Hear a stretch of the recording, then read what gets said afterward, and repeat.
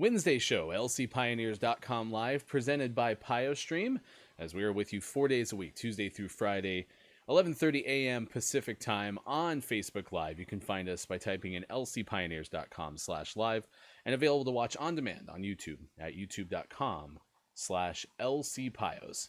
Hi, everyone. I am Ryan Goff. I am the play-by-play voice and director of athletic communications for Lewis and Clark. We're the Pioneers out of Portland, Oregon, located 6 miles southwest of downtown PDX, and a member of the Northwest Conference, competing with other institutions from throughout Northwest Oregon and the state of Washington. And as a member of NCAA Division III, a chance for us to have nationwide competition against over 430 other institutions competing at the NCAA Division III level. We've enjoyed sharing stories with student athletes, coaches, alumni, and different members from the community. And today we'll bring in Pioneers golfer junior Matthew Siemer, and a chance to talk to him about the golf team going into his upperclassman years. But also we'll talk to Matt about going fully remote. Lewis and Clark made it very easy in terms of different options to accommodate students as we continue through the pandemic. And much like Michelle McGinn, who is a junior for volleyball, Matt is taking his classes remotely this semester. So get an idea of what it's like to do that, what went into his decision, but also how he's staying ready for golf competition too. I mean, there was at one point where it looked like maybe golf would have some fall competition, but in mid-August, the Northwest Conference did say that all sports, including early winter sports, would be suspended till at least January 1st, 2021. I'm also excited. I mean, he lives in San Diego, which is a great part of the country, but also find out what he misses about being in the Pacific Northwest with his friends and teammates. Get a feel for that in just a few moments. We invite you to get in touch with us in the Facebook comments below. You can let us know thoughts that you have. If you have a question specifically for Matt, or if you have any suggestions on future guests, we would love to have those. You can also email us sports@lclark.edu, and you can let us know on Twitter and Instagram. On both of those platforms, you can find us LC Pioneers, and we continue to really enjoy producing some video content for you in the absence of competition. One of those pieces was the PioStream Watchback, which we aired last Sunday. Becca McCullough and Kenny Bigley did a great job in our chat as we watched with Coach Jim Tersey and some of his current and former student athletes who are part of last October's double overtime win over Willamette. We aired that live on Sunday for the first time. There will be an encore presentation, although we won't have Becca nor Kenny with us to chat, tomorrow night at 7 o'clock on PioStream. You can watch it on Facebook Live. So we have that programmed and ready to go. Eager to share that with more people, and we are going to do more of those. In fact, I've already videotaped that conversation with our volleyball program, and we're going to look back at their senior night 2019 victory over the eventual Northwest Conference champion Whitworth. So we'll have those coming up. We invite you to get in touch with us through our YouTube channel as well. You can watch the PioStream Watchback already on YouTube. Yesterday we had head coach Chris Fonts join us on lcpioneers.com live, and we have our entire playlist of shows to watch on demand dating back until March 31st. It's already been about 28 weeks of shows on lcpioneers.com live. We also have our Pioneers of the Week featured. This week, Nick Campen of men's rowing, Becca McCullough of women's soccer, available to read their thoughts on how everything's been going, including their appearance prior on lcpioneers.com live. We're doing that in the absence of competition. And also excited about Matthew Brown and Ramez Atia of men's basketball and men's tennis, respectively. They won the $10,000 prize through the Invent Oregon competition, and that was kind of started through their experience at the Center for Entrepreneurship and Leadership at Lewis and Clark. They ended up winning a statewide competition. I think there was at least 18 other teams, or a total of 18 other teams, and we have that story on the front page at lcpioneers.com. Big thanks to Roy Kaufman and his group up at Public Communications for profiling Matt and Ramez as they won that competition. So with all of that said, let's bring in our guest for today. He is a junior for men's golf. We're excited to bring in Matt Siemer to the program on lcpioneers.com live. And Matt, appreciate you taking the time to join us on this Wednesday, and excited to talk to you because of a lot of the reasons I said at the top. But I mean, I'm also just checking in with people to see how things are going. I mean, we're in the middle of the pandemic, and that continues even in your part of the world, Southern California. How have things been going for you through the second week of October? Things have probably been as good as they'll get. It's been not terrible being home. I've done my best to deal with COVID. I haven't had it, thankfully. I haven't had any family members or friends that have had it. So luckily, we've been pretty safe down here. Yeah, it's good. I'm glad school's back. I'm glad we're doing online classes. I'm making the best of it. So yeah, Well, and let's go through that decision. As I mentioned, yeah, there were many options available for students, as many options, I guess, as an institution can provide, and one of which was to take the entire semester remotely, and that's what you chose to do. What went into that decision, and what are some of the pros and cons of that situation? yeah. That was probably the hardest decision I've had to make up until this point in my life. I really wanted to go back. It was really a goal of mine to get back on campus, back doing what we're doing, hopefully playing golf. And I think a big reason that led me to stay home was considering that golf was not happening in the fall. Um, with no golf happening in the fall, we hadn't found a place yet.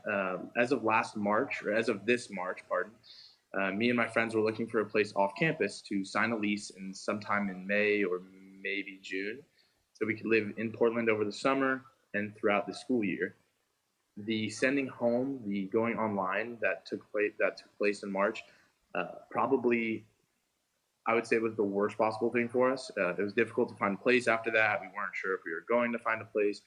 We kind of put everything on pause and just lived life and watched at home and hung out with the family and tried to stay safe. So we weren't able to find a place over the summer, and it came down to, I mean, it was August at this point. We were still looking for a place to live. Places were going out. Some people weren't renting out anymore.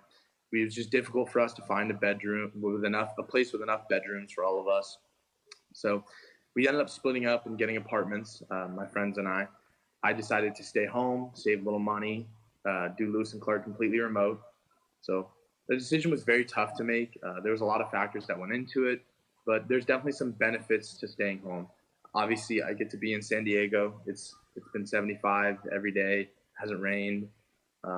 It's really nice down here. I get to go to the beach all the time, which obviously I love. The cons are that I don't get to see my friends every day. I don't get to live in the Pacific Northwest, which I love. It's really weird not being on campus. I haven't been on campus since March when I left. And being fully remote, we had to agree that we would not go on campus the entirety of the fall. So even if I were to be back in Portland, I could not enter the premises of campus, which is just so weird, being locked off of the campus of the school we attend. Oh yeah, and I mean, I'll tell you too, the campus misses your presence for sure, but we're excited to have you back as soon as we possibly can. And you mentioned, the right time to be as the San Diegoite because the Padres Yeah, are in the yeah, San playoffs. Diego. I mean, Yes, we are. Tough loss last night to the Dodgers, but we'll bounce back tonight. We beat the Cardinals in the wild card game last week.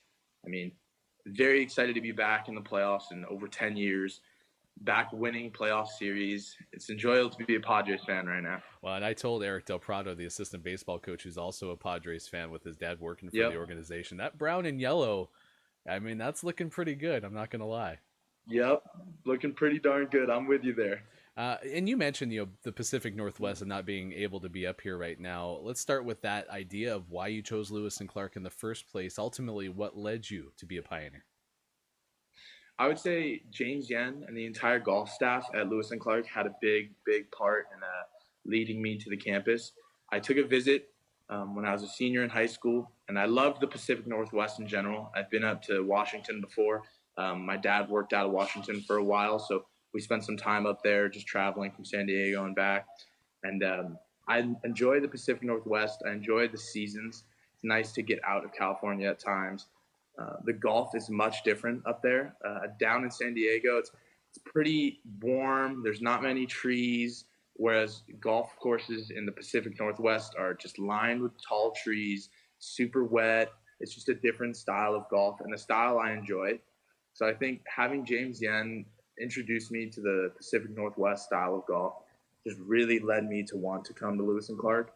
And I think once freshman year came around, I just fell in love. I just absolutely love Lewis and Clark, everything we have to offer.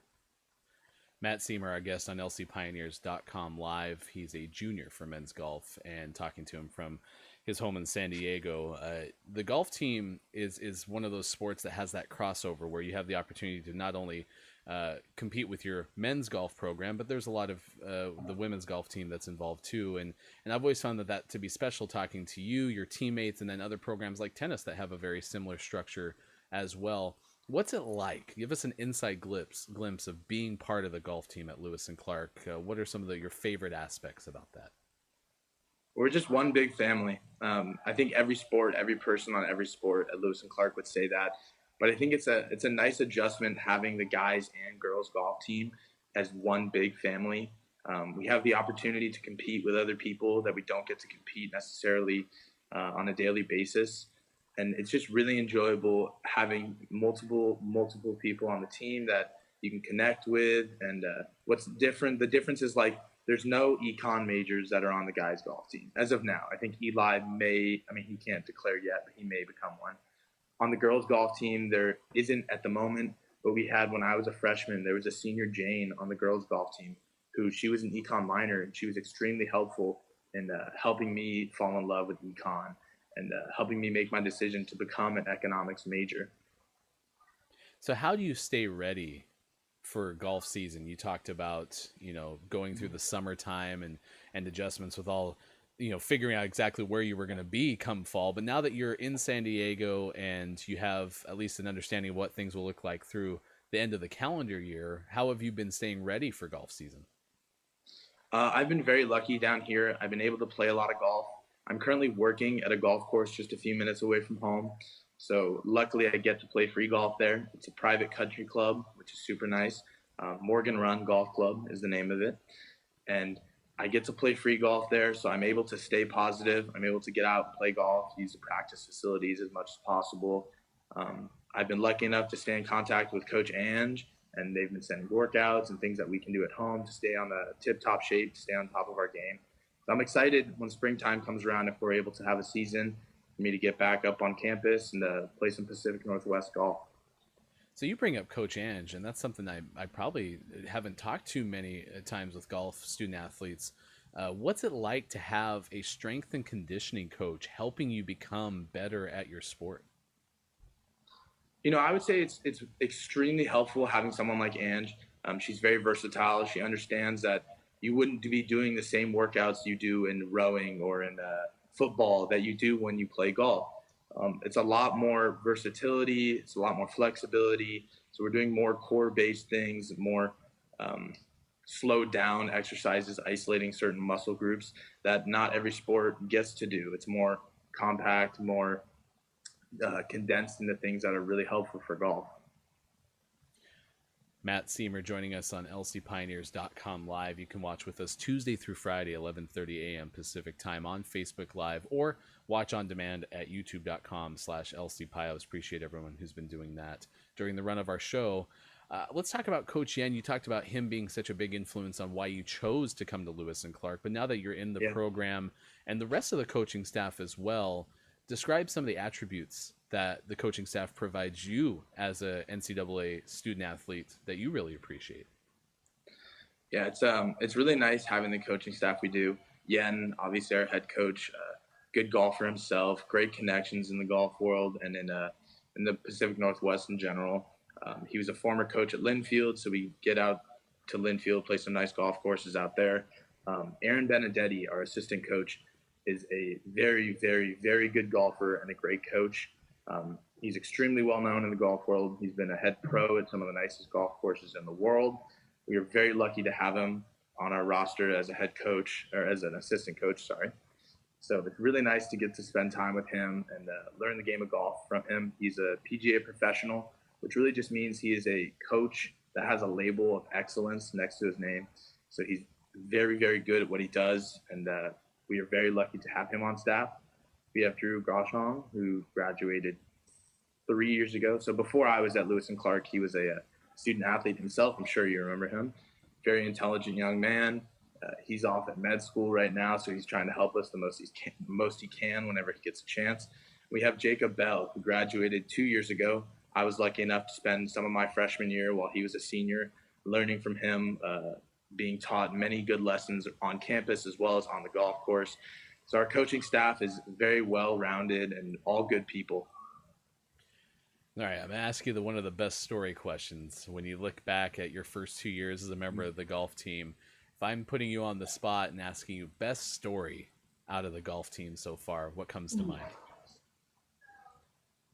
I would say actually Grant Shimizu, another junior, the other junior on the golf team, he had a hole in one last year at practice. It was me, Grant, I believe Alex Hong, and Ben Welker playing together, and it was a short par three. It was only 85, 90 yards, but he was able to hit one in there and make a hole in one. It was just really cool. That's the first hole in one, oh, the second hole in one I've ever seen in person. I mean, there's the odds of making a hole in one are extremely low, and it was really, really cool that he got to do it with a bunch of his teammates there watching. Absolutely. I mean, sometimes that happens on the most random of days, let alone when you're with your Oh team. my, That's yeah, that's an amazing story. I I, yeah, I would be remiss being from San Diego and talking about golf to not tell you that I had planned to volunteer for the U.S. Open that will be at Torrey Pines next year, and I missed the yeah. deadline to get my application in, so I'm gonna have to wait till the next time it comes Oh, to California. But that said, have you ever had a chance to play Torrey Pines? I mean, I've heard that that place is pretty magical. oh my goodness, yes, it's definitely one of my favorite golf courses in the world, and it's awesome that it's right here in our backyard. Um, yeah, so Torrey Pines has a really cool junior deal they do with San Diego City residents, where if you pay $10 a month, you get to play Monday through Thursday after 3 p.m. for free. So from when I was 14 up until 17, I played every Monday, every Tuesday, every Wednesday, and every Thursday right at 3 o'clock at Torrey Pines Golf Course. So I'd probably say I've played the golf course, I mean, hundreds of times. All right, settled. I'm moving to San Diego. I just mess with Next you. All right, deal. let's close out with this. You mentioned econ. I mean, that's your declared major. How'd you Yeah. settle on economics, and what have been some of the highlights so far? Whether it's something you've already experienced or something that you're going to experience now as you're moving into your junior year. I really wasn't sure coming into Lewis and Clark what my major would be, especially since we really don't have a business major.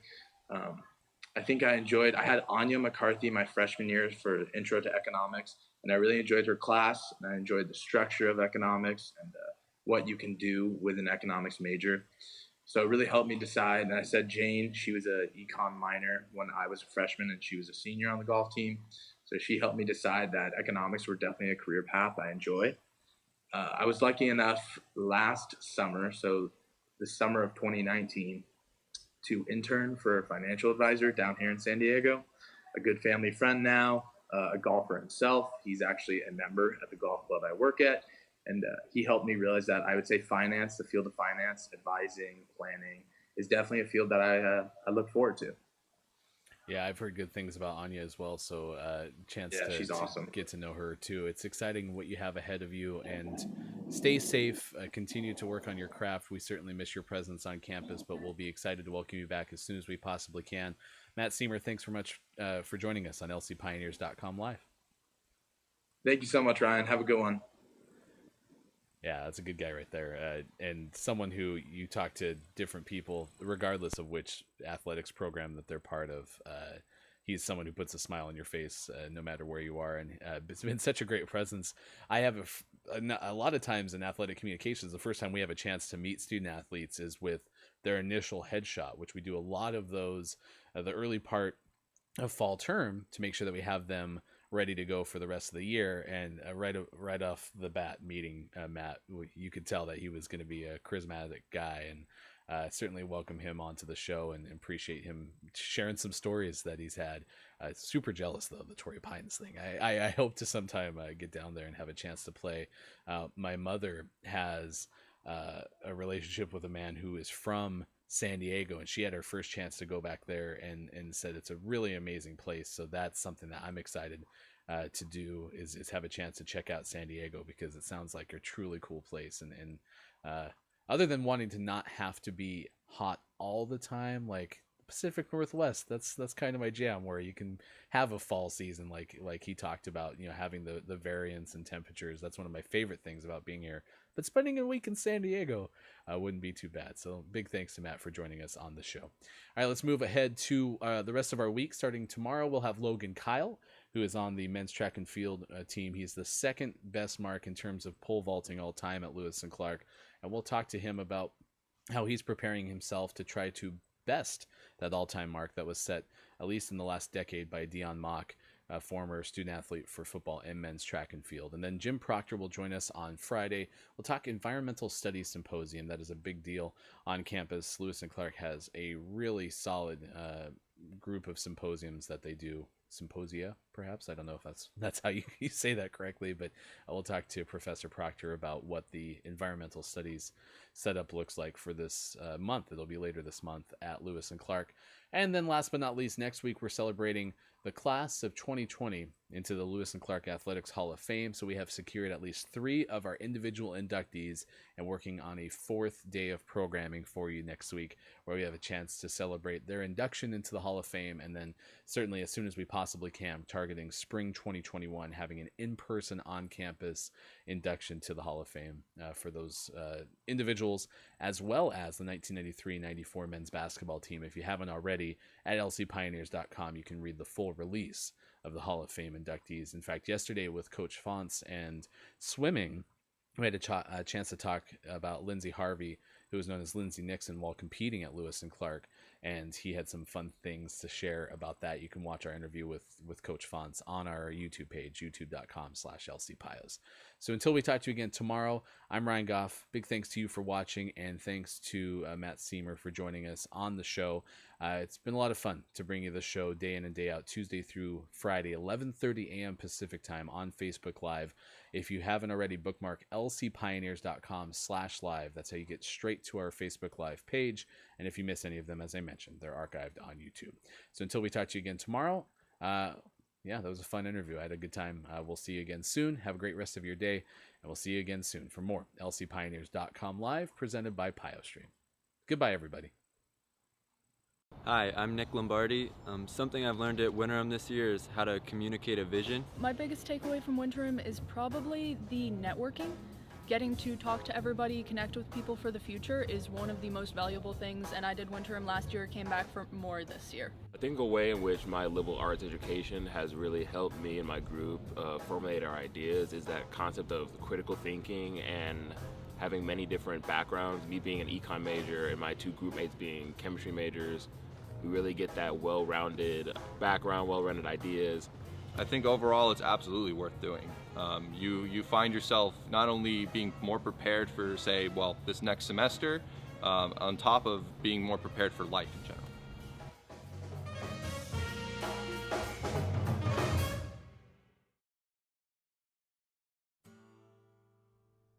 My favorite spot on campus is like right outside the Dovecote, little benches, and there's flowers growing there, and you can get a little coffee at the Dovecote and sit there. My favorite spot on campus is definitely the weight room. I get that everybody loves like the gardens or the manor house, but our facilities for athletics here are actually amazing too, and the weight room is definitely my favorite spot. My favorite spot on campus would either be the glade outside of the athletic facilities or South Campus.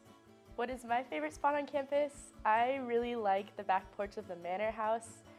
It looks out on Mount Hood, and on a clear day, it's super beautiful just to sit around with friends.